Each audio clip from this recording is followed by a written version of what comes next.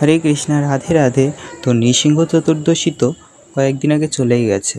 তো আমার না ভিডিওটা দিতে অনেকটাই লেট হয়ে গেল, আর ভিডিওটা করে সেটা এডিট করতে সময় তো অবশ্যই লেগেছে, আর তারপর ভিডিওটা পোস্ট করতে আমার বেশ কিছুদিনও চলে গেল। তো তার জন্য আমি সরি। আর তো আমি নৃসিংহ চতুর্দশীতে ভগবানকে কি করলাম সেটাই তোমাদের সাথে শেয়ার করব, দেখতে থাকো।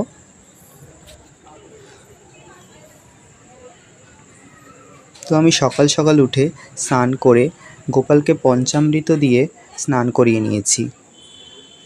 যেহেতু নৃসিংহ চতুর্দশী, তো গোপালকে আমি সকালেই স্নানটা করিয়ে নিয়েছি। তারপর পরিষ্কার জল দিয়ে গোপালকে ভালো করে গাটা ধুইয়ে দিয়েছি, আর শুদ্ধ বস্ত্র পরিয়ে গোপালের অসাধারণ একটা শৃঙ্গার করে নিয়েছি।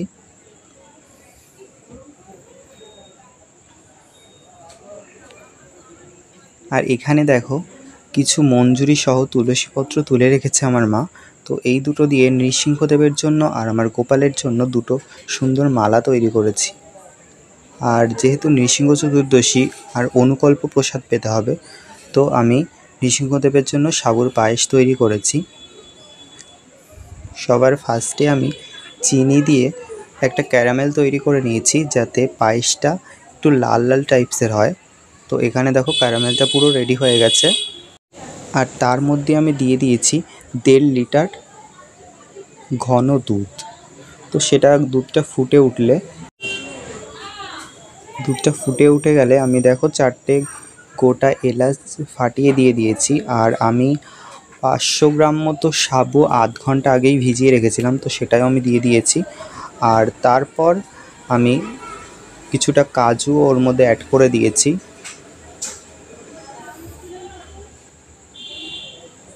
তো তারপর আমি পুরো সাবুর পায়েসটা আমি একটা পাত্রে রেখে দিয়েছি। আর এখানে আমি ভগবানের বিশেষ একটা ভোগ করব, পানাকাম। তো এখানে আমি একটা বাটিতে জল নিয়ে নিয়েছি, আর এখানে দিয়েছি বাতাসা ভেজানো জল।